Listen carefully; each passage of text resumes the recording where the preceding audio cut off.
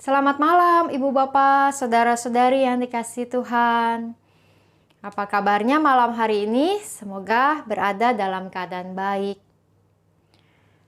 Bertengkar di dalam gereja, memiliki musuh di tengah-tengah persekutuan, atau ada konflik berkepanjangan di antara sesama pelayan Tuhan.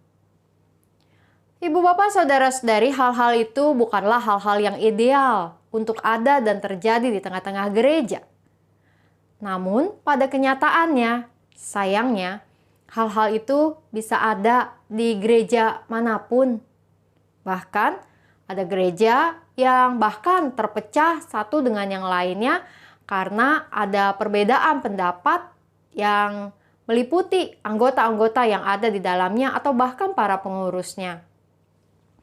Nah, Ibu Bapak, Saudara-saudari yang dikasihi Tuhan, ketika kita berbicara tentang hidup sebagai gereja, maka kita tentu tahu dan memahami bahwa Tuhan adalah sumber kasih yang telah memanggil kita untuk hidup di dalam persekutuan yang dengan penuh kasih, di mana kepedulian, kebersamaan menjadi hal-hal yang kita lakukan untuk hidup bersama. Firman Tuhan dari dalam Kolose pasalnya yang ketiga ayat 15 mengatakan, "Hendaklah damai sejahtera Kristus memerintah dalam hatimu, karena untuk itulah kamu telah dipanggil menjadi satu tubuh dan bersyukurlah." Sebagai orang-orang percaya, maka kita telah dipanggil menjadi satu tubuh di dalam Tuhan. Dan karenanya firman Tuhan mengingatkan, sebagai satu tubuh, kiranya damai sejahtera yang dari Tuhan itu yang memerintah dalam hati kita ketika kita hidup bersama-sama di dalam gereja atau persekutuan kita. Nah, oleh karena itu, Ibu Bapak, Saudara-saudari, ada hal-hal yang kita bisa lakukan atau terapkan untuk membuat kehidupan di tengah persekutuan kita menjadi kehidupan yang penuh dengan damai sejahtera. Yang pertama, milikilah komunikasi yang baik. Berkomunikasilah dengan cara yang diliputi oleh damai dan ketulusan untuk bisa didengar maupun juga mendengar. Lalu hal yang kedua, berpikirlah positif terhadap orang lain. Ada banyak pertengkaran atau persoalan yang terjadi di dalam gereja ketika hal itu adalah hanya karena kita berpikir sudah negatif tentang orang lain. Apalagi jika orang yang kita hadapi sebelumnya pernah melakukan sesuatu yang tidak kita suka, atau kita dengar pernah melakukan sesuatu yang tidak menyenangkan. Lalu ketika kita berhadapan dengannya, kita sudah punya penilaian-penilaian negatif terhadapnya. Hal itu, Ibu Bapak, Saudara-saudari, akan membuat kita terus-menerus melihat kesalahan dan kekurangan orang lain. Karenanya, berpikirlah positif terhadap orang lain. Hal itu penting untuk kita bisa memperlakukan orang lain dengan baik, namun juga penting buat kita, supaya kita juga bisa lebih memiliki damai sejahtera ketika kita mengingat kebaikan-kebaikan atau hal-hal positif dari orang lain. Hal yang ketiga adalah ingatlah sebuah tujuan yang jauh lebih besar.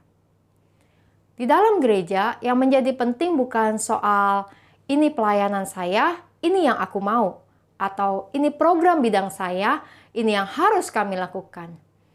Hidup di dalam gereja adalah hidup bersama untuk memikirkan tujuan yang jauh lebih penting. Firman Tuhan dari dalam Kolose pasal 3 tadi mengatakan bahwa kita hidup di dalam satu tubuh. Tentang bagaimana kita sebagai satu tubuh sama-sama mencari tahu apa yang Tuhan inginkan untuk kita lakukan sebagai gerejanya. Dengan melihat tujuan yang jauh lebih besar, kita akan berusaha untuk curahkan energi dan fokus kita untuk mencari kehendak Tuhan di atas kehendak diri kita masing-masing. Ketika kita menempatkan Tuhan yang telah menyatukan kita sebagai satu tubuh, kita akan bisa melihat dengan lebih luas, dengan lebih jernih, apa yang menjadi hal baik untuk kita lakukan bersama-sama di dalam gereja. Karena itu, Ibu Bapak, Saudara-saudari, mari kita mengembangkan sebuah kehidupan yang diperintah oleh damai sejahtera Tuhan. dalam kehidupan kita di tengah-tengah gereja, dan bersyukurlah. Hal-hal itu tentu bukan hanya tentang hidup kita di dalam gereja, namun juga berlaku dalam hidup kita bersama keluarga, atau dalam komunitas, atau bersama dengan teman dan sahabat yang kita miliki. Ketika kita membiarkan damai sejahtera Tuhan yang memerintah dalam hati kita, maka kita akan dapat menjalankan kehidupan yang lebih indah dan menyenangkan dan penuh sukacita. Mari kita menaikkan doa-doa syafaat kita berdoa. Tuhan yang Maha Kasih, kami datang ke hadapan hadirat-Mu Tuhan di malam hari ini.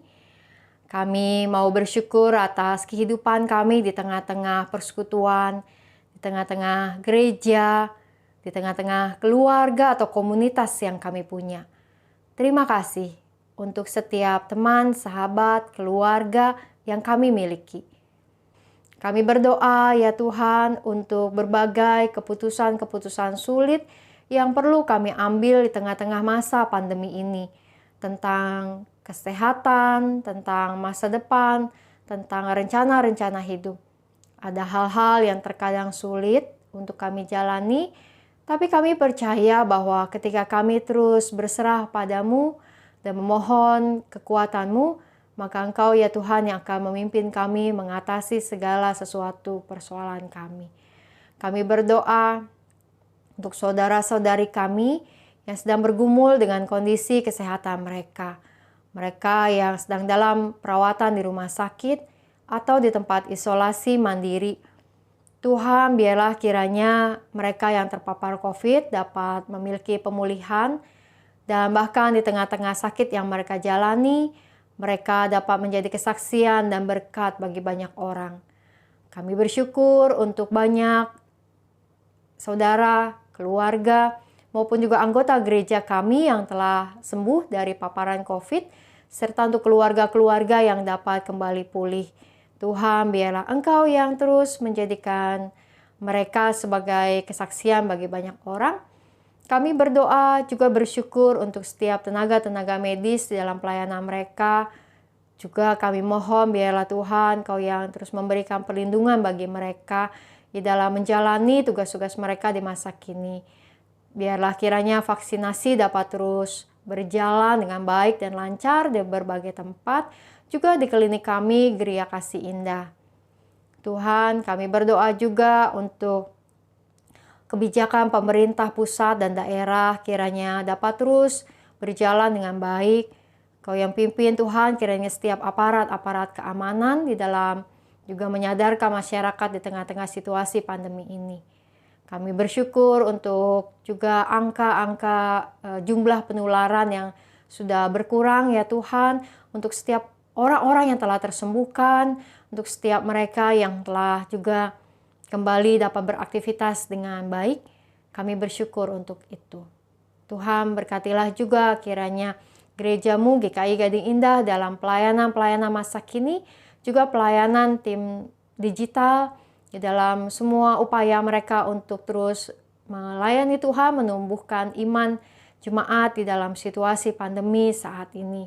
Tuhan berkati tim wilayah peduli, agar melalui pelayanan mereka maka semakin banyak anggota maupun simpatisan yang dapat diraih dan dikuatkan di dalam masa-masa pandemi saat ini.